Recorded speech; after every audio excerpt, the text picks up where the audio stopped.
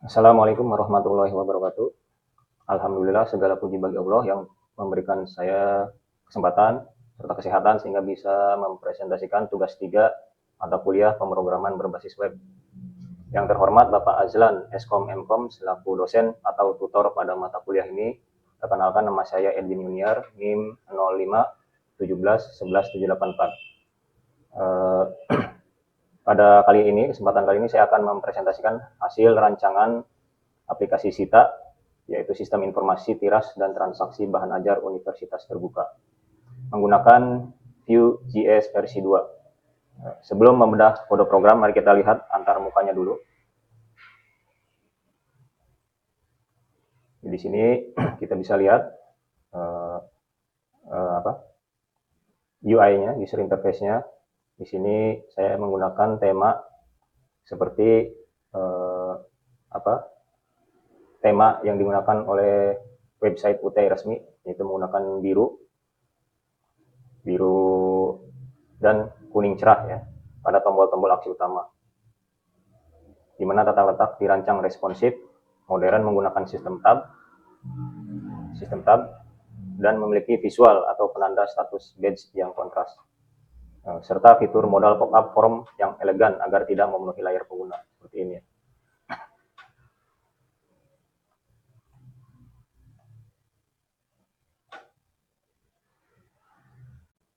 Sekarang kita akan melihat arsitektur dan struktur dari proyek SITA ini. Ya, proyek ini menerapkan arsitektur modular yang rapi. Kita bisa lihat di sini. Di sini ada,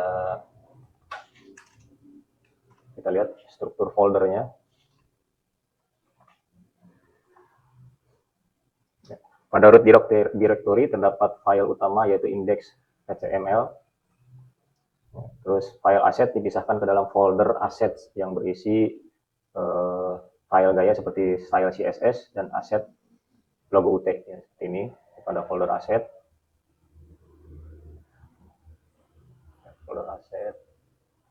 Lalu kemudian seluruh logika kode JavaScript diletakkan di dalam folder JS. Nah, di sini ada folder JS yang berisi folder komponen dan service.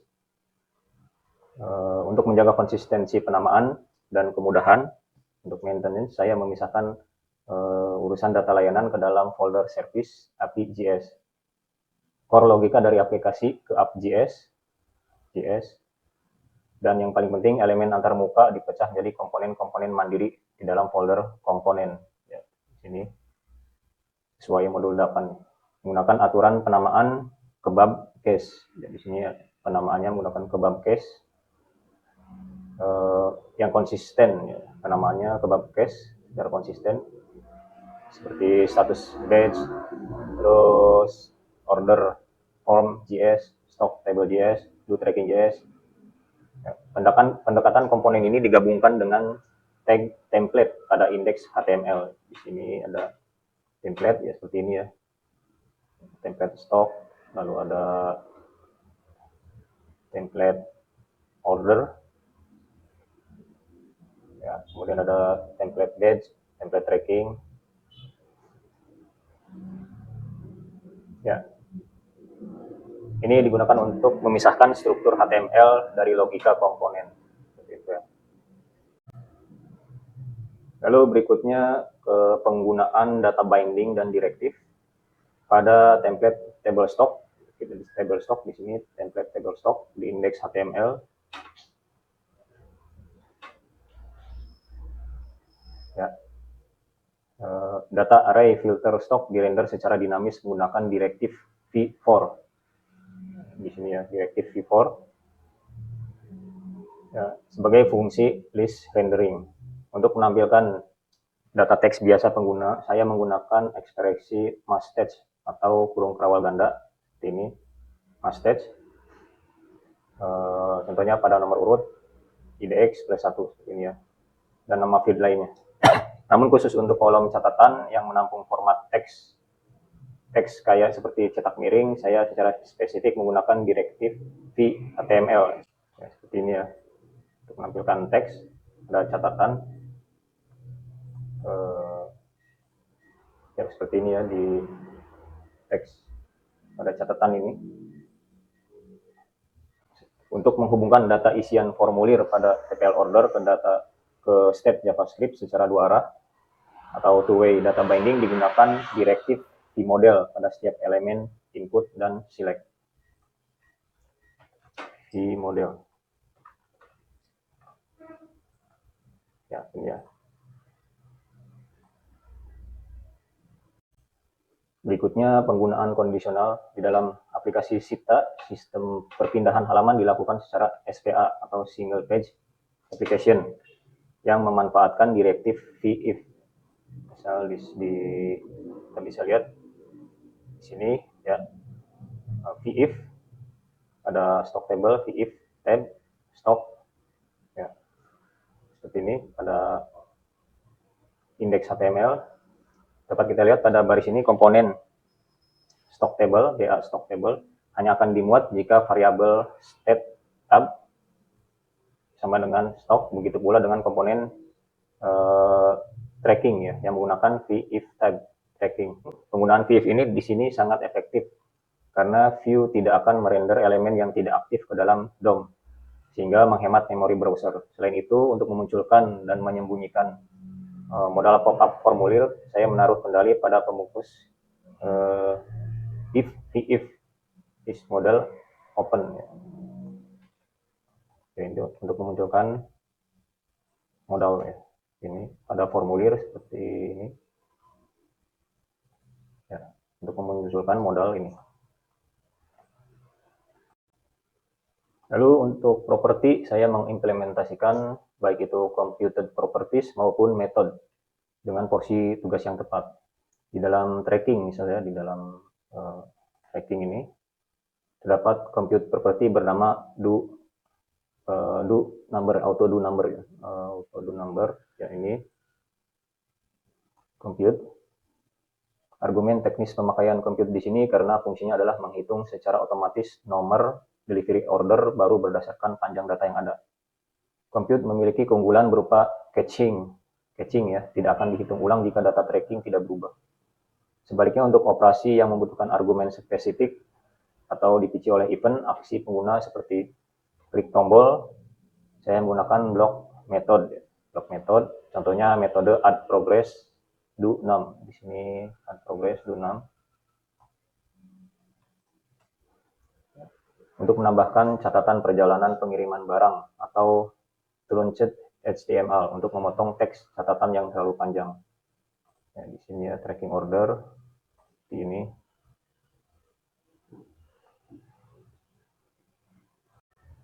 Lalu untuk voucher, aplikasi ini menggunakan minimal 2 buah voucher ya, untuk memantau perubahan data secara asinkronus dan mendalam. Misalnya di do tracking JS, di sini ada watch. Nah, di sini ada watch. Di sini saya menggunakan opsi immediate true dan deep true. Tujuannya adalah untuk mendeteksi setiap kali data tracking masuk atau berubah di latar belakang, sehingga aplikasi secara reaktif dapat menyiapkan struktur objek kosong pada variabel progress form do num agar tidak memicu error undefined. Lalu watcher kedua berada di order form JS. Ya, di sini ada watch menggunakan immediate true. Watcher ini langsung menangkap perubahan ketika tombol edit di tabel ya, berubah. Misal datanya dalam form local modal agar setiap diperbarui tanpa merusak data asli sebelum disimpan. Misal pada ini ya, pada tombol edit ini ya. Ketika edit, data tidak akan berubah sebelum kita melakukan klik update seperti ini.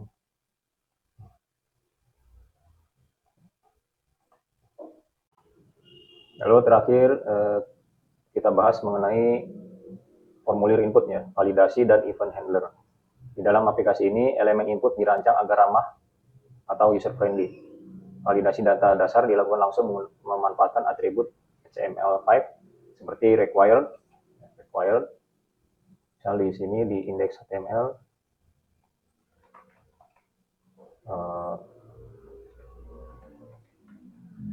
nah, di Di sini submit event, lalu ada required. Di sini required, terus pattern. Ini required pattern. Misal pada kolom NIM mahasiswa untuk memastikan input yang masuk wajib berupa 9 digit. Misal di sini saya contohkan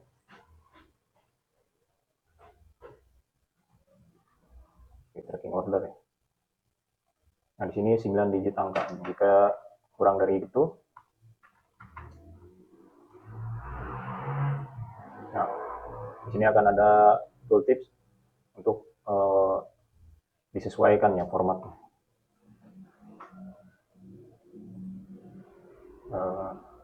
Untuk pengalaman interaksi yang luar biasa, saya menyematkan event handler kombinasi mouse dan keyboard. Di bagian atas formulir data bahan ajar, bagian atas data bahan ajar,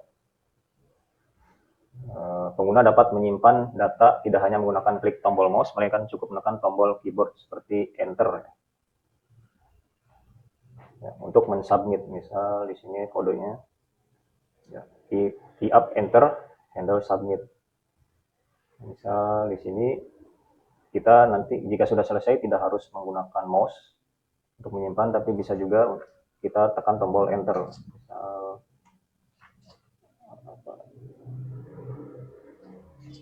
contohnya ya, ECMA.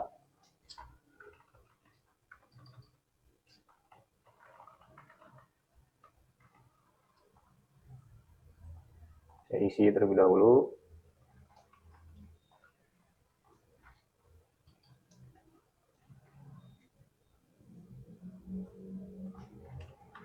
Di sini juga ada quantity dan ada juga safety yang nanti akan menentukan status dari batch.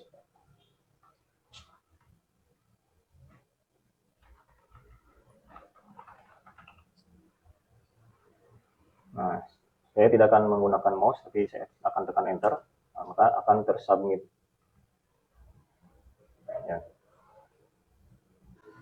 Secara keseluruhan, seluruh program arsitektur Vue.js pada aplikasi ini telah berhasil memenuhi kriteria penilaian dengan argumentasi rancangan sistem yang kokoh. Ya, saya akan uji coba, misal pada tracking. Di sini ada nomor delivery order yang otomatis terisi menyesuaikan delivery order yang sudah ada. Misal di sini ada urutan nomor 1, maka ini akan terisi dengan otomatis nomor 2.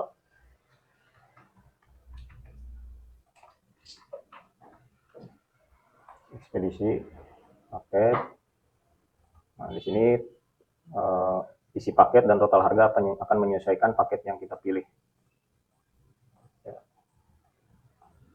Lalu tanggal, misal sekarang, nah, akan masuk ke dalam list delivery order. Bisa kita tambahkan status sampai tujuan. Ya. Seperti ini. Dan format tanggalnya menggunakan format tanggal, bulan, teks, dan tahun.